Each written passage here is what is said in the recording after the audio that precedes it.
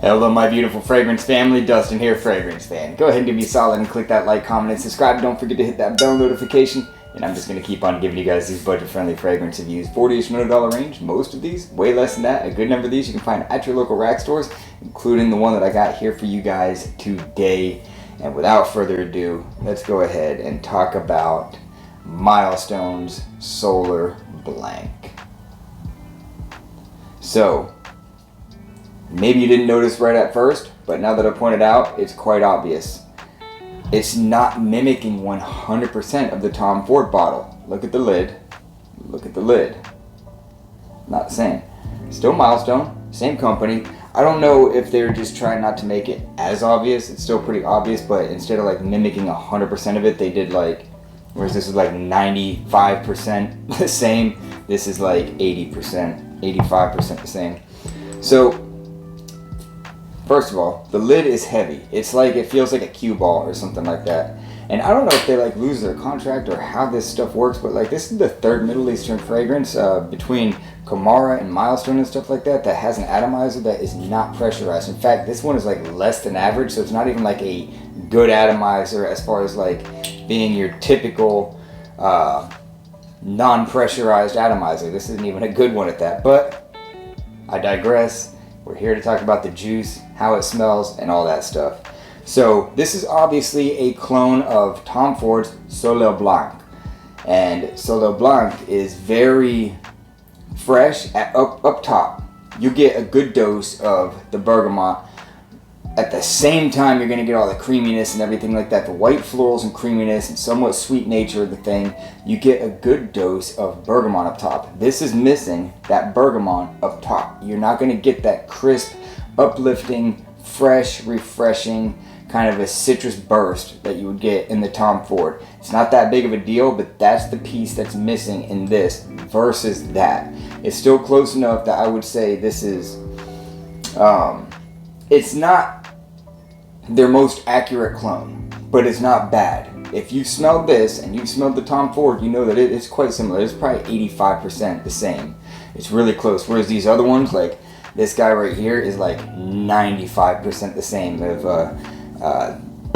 FFAB, or however you want to abbreviate it. I'm not going to say it on this channel. But it's pretty close.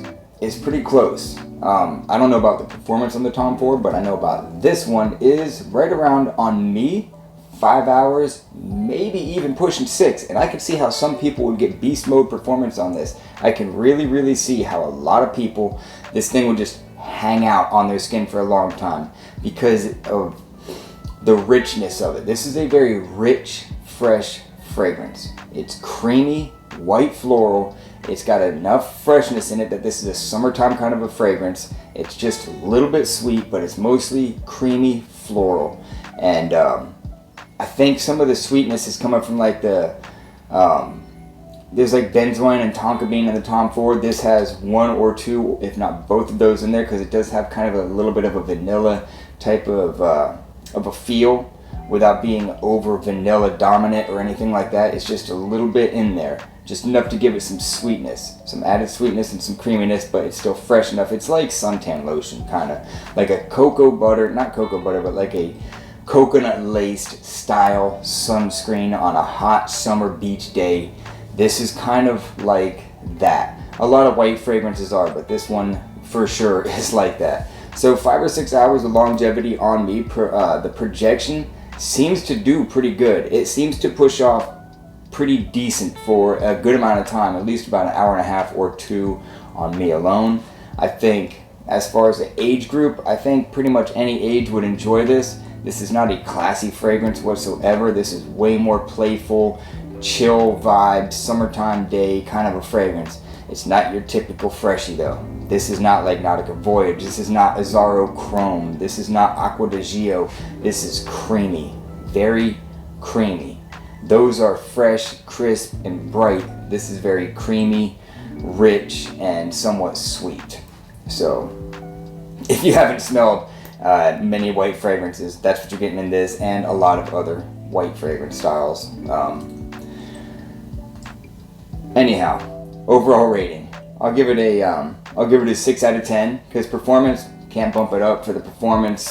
Scent profile, I enjoy this thing. It might lean a little bit more feminine to some people. I say this is 60% feminine, 40% masculine. So it's unisex, but it does lean a bit feminine.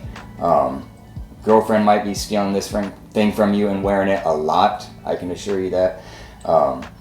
But it's a nice fragrance, so beware if you see this at like Burlington or something like that. It's in that little plastic case because you can't smell it, and they don't have a return policy from what I understand with the fragrances.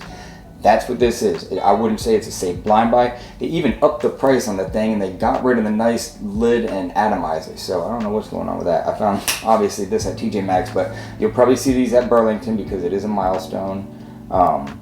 And yeah, don't blind buy it. Smell the Tom Ford first or something, or get your nose on this one first, see if you like it, and then make your decision from there.